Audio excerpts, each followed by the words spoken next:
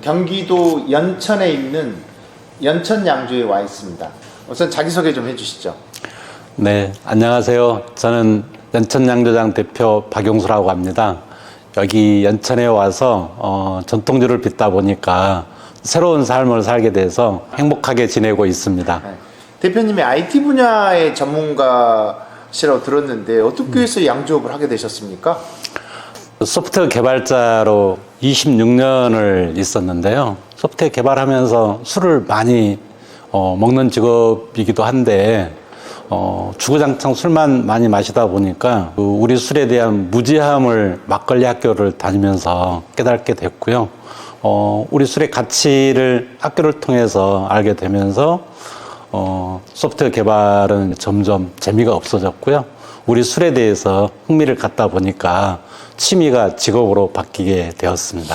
아마도 대표님이 술에 들어간 돈이 많아가지고 술의 일방적인 소비자가 아니라 술을 통해서 가치를 만들어내자 해서 술값 벌려고 들어오신 거 아닌가요? 그런 측면도 있습니다. 일반 소주 맥주를 마실 때는 술값 아까운 줄을 몰랐는데요. 네. 전통주는 상당히 비싸고 그래서 처음 시작은 직접 만들어서 먹자 그렇게 시작했던 측면도 있습니다. 잘 나가는 수입이 좋은 IT 전문가셨는데 그 집안에서 반대가 있었을 것 같은데요.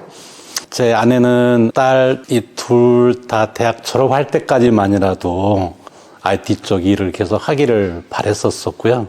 그런데 제가 워낙 이제 술에 대해서 재미를 가지고 술 빚는 일만 이렇게 하다 보니까 결국은 두 손을 들었고요.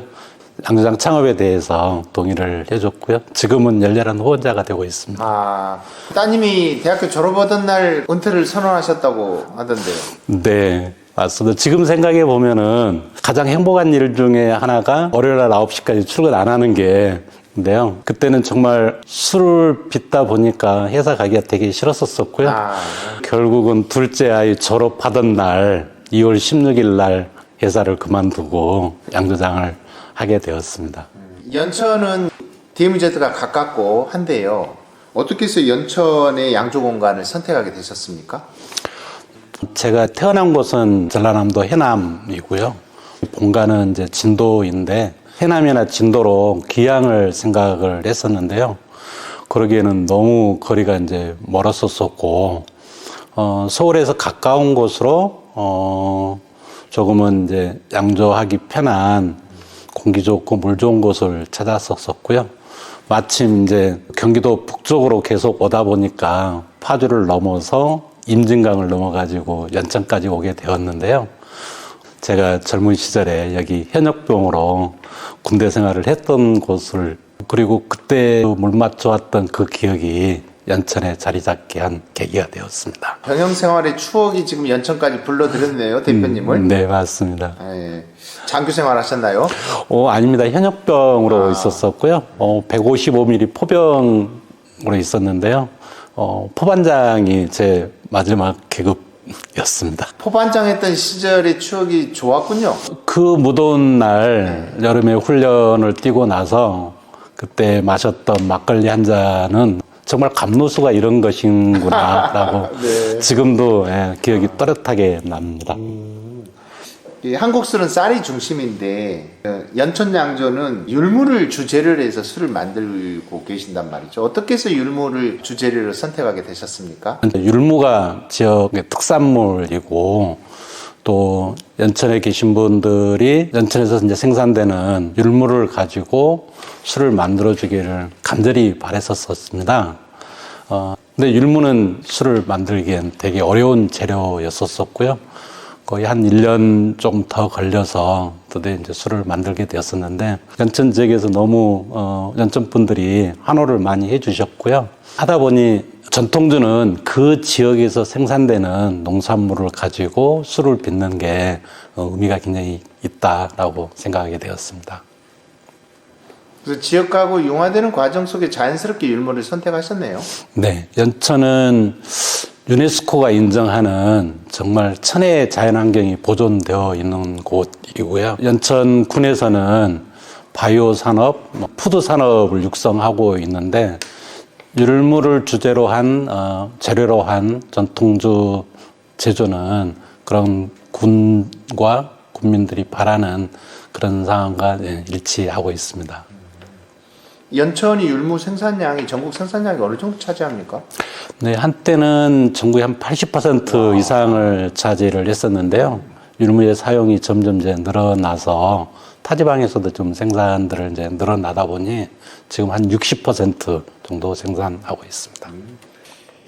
우리는 이제 참이슬이나 처음점에서 볼 수 있듯이 주정에다가 물을 희석해서 만든 소주의 세상인데, 대표님은 여기 뒤에 이제 장비도 그렇지만은 동으로 된 상압식 증류기를 가지고 있고 또 감압식 증류기도 큰 걸 가지고 계시는데, 증류 장비로 소주를 만드는 동기와 또 장비의 매력에 대해서 좀 설명을 해 주십시오.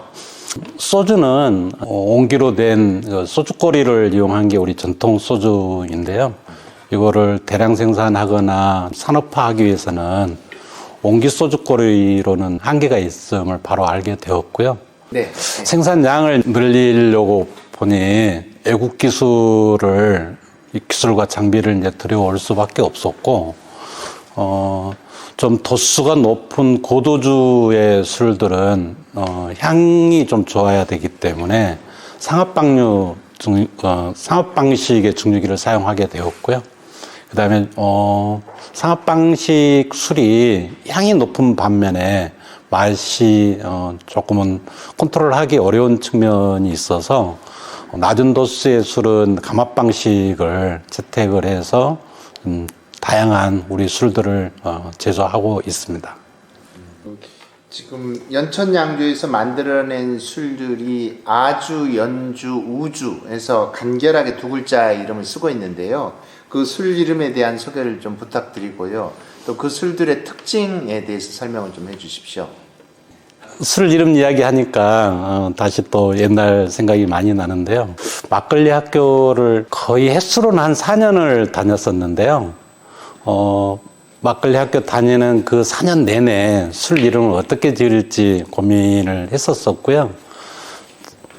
결국에 이제 아연우라고 하는 패밀리 네임을 짓게 되었습니다. 아주는 나아자라고 하는 한자를 써서 나의 술이고요.